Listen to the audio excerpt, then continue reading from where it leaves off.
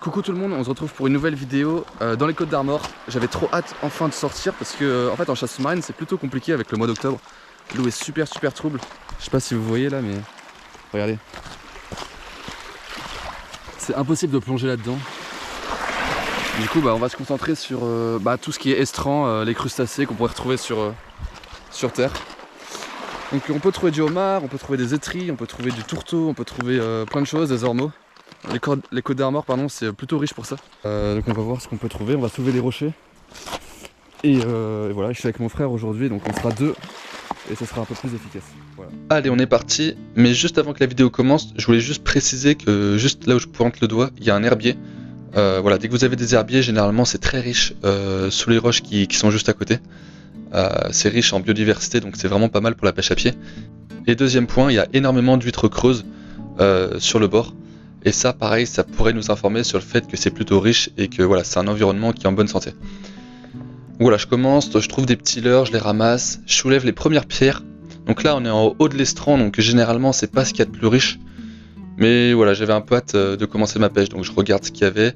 Et je vois que des petites porcelanes vélues. Je sais pas si vous connaissez l'espèce, mais généralement, on les trouve en haut de l'estran. C'est plutôt commun dans les Côtes d'Armor. Donc voilà, j'essaie de soulever les pierres qui sont à côté. Essayez de soulever les pierres les plus larges, les plus fines, on va dire que les moins lourdes et celles qui tapissent le plus le sol. D'ailleurs, vous pouvez observer aussi qu'il y a beaucoup de fucus, c'est les algues que vous voyez là sur les rochers. Ça, pareil, c'est une algue qui nous informe qu'on est en haut d'estran. Les algues rouges, elles sont plus en bas de l'estran. Et voilà, si vous avez accès aux algues rouges, c'est signe que vous pouvez trouver du homard par exemple. Et justement, on aura accès à ces algues en fin de vidéo, donc restez bien jusqu'à la fin. Regardez ça. Hop là, qui se cachait derrière ça? Ah, c'est super agile les étrilles. Regardez, attendez. Elle a qu'une pince, mais je peux vous dire que elle est prête à en découdre. Alors là, la technique, si vous savez pas trop quoi faire, c'est vous prenez un rocher comme ça, vous appuyez dessus, mais pas trop non plus, pour pas lui faire mal. Hop, et vous la prenez sur les deux côtés de la carapace, derrière la pince, juste comme là. Tac, et là elle peut rien faire, regardez. Donc voyant qu'elle était un petit peu petite pour moi, j'ai quand même décidé de la relâcher.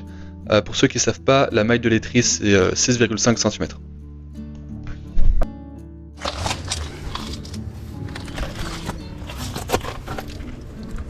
Alors, vous la voyez ou pas?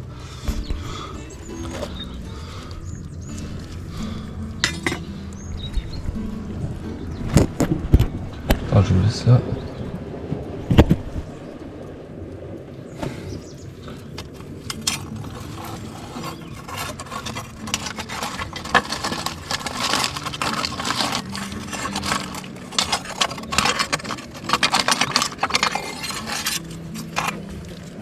Et là, regardez, vous prenez sa pince et vous lui tendez juste le crochet, elle va le prendre, tac.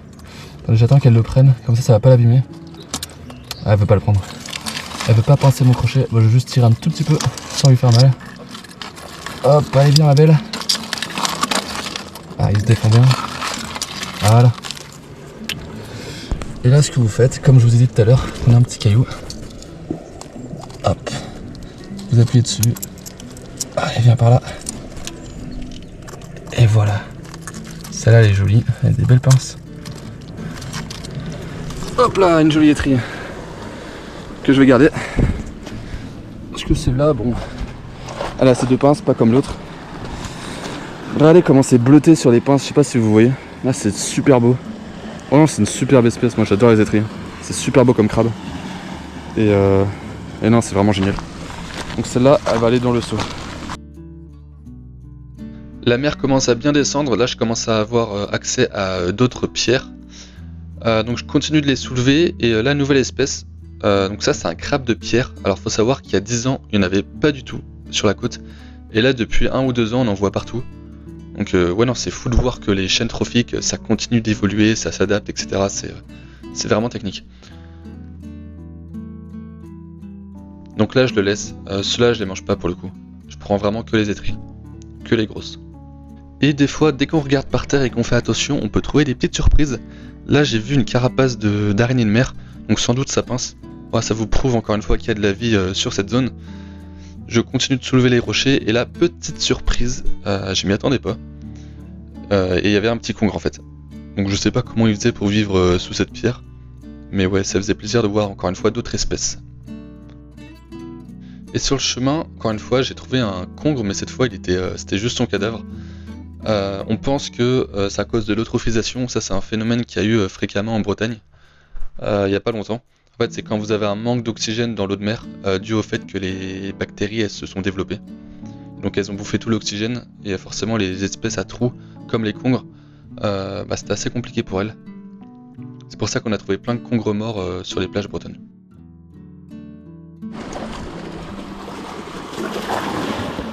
Hop.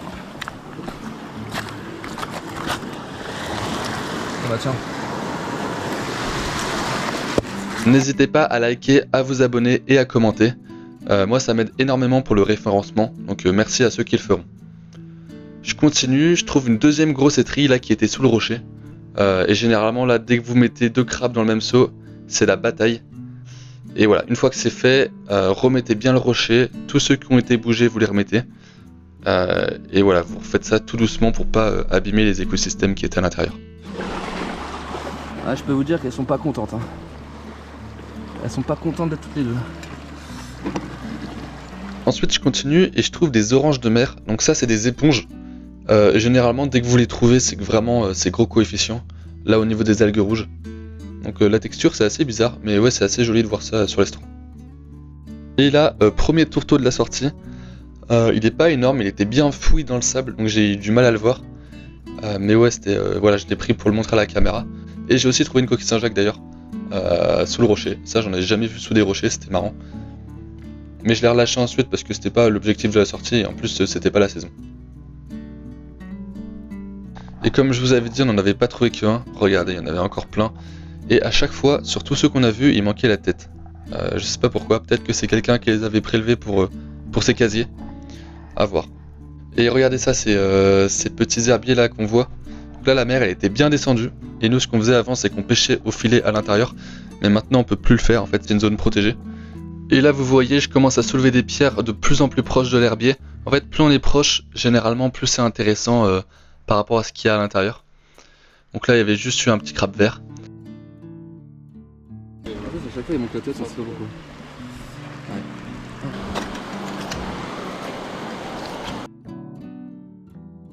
Et voilà, là on commence à trouver des petits tourteaux encore. Et vous verrez qu'on en a trouvé un bien plus gros juste après.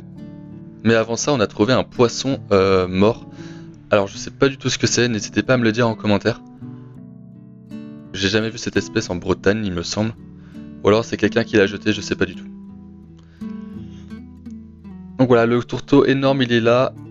Il était pas si gros que ça, en tout cas il était pas maillé. Mais qu'est-ce qui faisait plaisir. Donc voilà, je l'ai sorti de son trou pour vous le montrer. Il avait des jolies pinces. Et ensuite, ce que j'ai fait, c'est que j'ai d'abord remis le rocher et le tourteau à côté, comme ça, il pouvait prendre son temps pour revenir lui-même à l'intérieur, sans l'écraser. Donc un joli tourteau. Après, on avait changé de spot et on a trouvé ça. Je pense que c'est des œufs, je sais pas des œufs de quoi. Si vous savez, pareil, n'hésitez pas à me dire. Mais c'était très gluant, c'était très bizarre. Là encore des petites étrilles, il y en avait 2. La deuxième, je l'avais pas vue, elle était beaucoup plus grosse.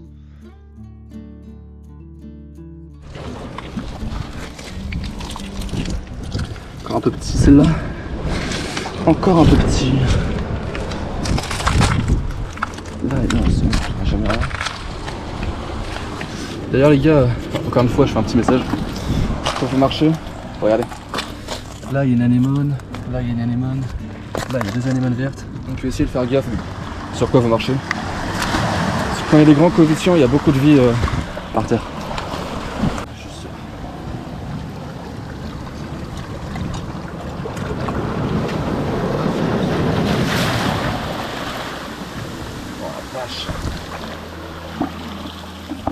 Ouais, c'est encore chaud de pêcher ici. Est-ce qu'il est encore là? Ben non, elle est partie. Il aura fallu une seconde.